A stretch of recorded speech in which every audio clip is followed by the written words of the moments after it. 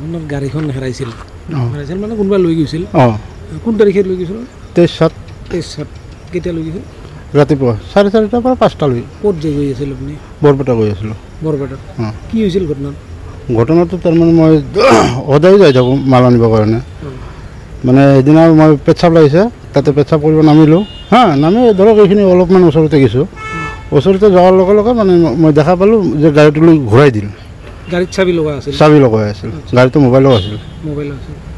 তো আজি পুলিচক খবৰ দিছিল পুলিচে খবৰ মানে কি জয়ীৰ পৰা পুলিচে খবৰ দিছে আমাক এনেকুৱা গাড়ীটো ৰিকভাৰী হৈছে যাব দিল পিছত গ'লোঁ গৈ তাৰপিছত তাতে যিখিনি ফৰ্মেলিটি কাম আছে ছাৰহঁতমান কাম কৰি পিপি থানাত আহিব দিছিল পিপি থানাত আহিলোঁ গাড়ী ঠিকে আছে নেকি গাড়ীটো ঠিকে আছে বেটাৰীটো নহয় বেটাৰী নাই